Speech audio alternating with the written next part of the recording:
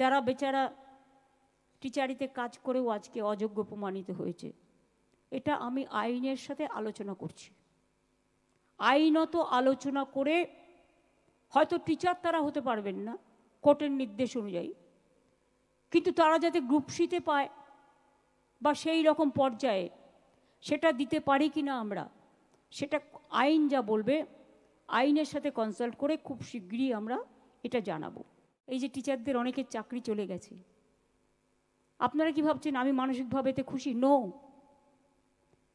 যারা চাকরি করত, যাদের আনটেন্টেড, তাই তো ব্রত, তাদের জন্য অলরেডি আমরা প্রসেস শুরু করে দিয়েছি এবং তাদের বয়স কনসিডার করা হয়েছে। যেহেতু তারা 10 বছর 12 বছর কেউ চাকরি করেছে, তাদের 10% এক্সট্রা এক্সপিরিয়েন্সের জন্য রাখা হয়েছে।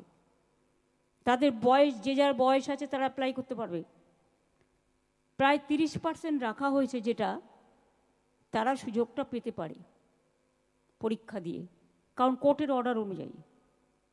এখানে আমাদের হাত পা বাঁধা, কিন্তু আমরা যেটা করতে পারি সেটা হচ্ছে আমরা তাদের অ্যাডভান্টেজ দিয়েছি যাতে পরীক্ষা দিয়ে তারা স্বমহিমায় ফিরে আসতে পারে। রইল গ্রুপ সি, গ্রুপ ডি, অশিক্ষক কর্মচারীবৃন্দ, তাদের জন্য কোর্ট বলেছিল অন্যান্য জায়গায় তারা করতে পারে, সেটাও আমরা নোটিফিকেশন করে দিয়েছি।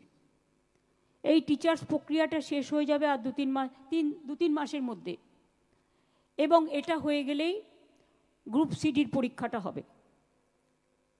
আমি এক্সপিরিয়েন্সটাকে কাউন্ট করার জন্য সিএসকে বলবো লিগালি কথা বলে নিয়ে, কারণ যারা অলরেডি 10-12 বছর চাকরি করেছে তাদের বয়সটা তো ওভার হয়ে গেছে। সুতরাং if it is considered then that can be reconsider also.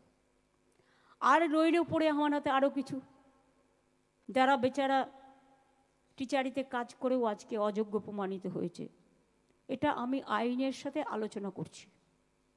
আইনত আলোচনা করে হয়তো টিচার তারা হতে পারবেন না কোর্টের নির্দেশ অনুযায়ী, কিন্তু তারা যাতে গ্রুপ সিতে পায় বা সেই রকম পর্যায়ে সেটা দিতে পারি কি না আমরা, সেটা আইন যা বলবে আইনের সাথে কনসাল্ট করে খুব শীঘ্রই আমরা এটা জানাবো।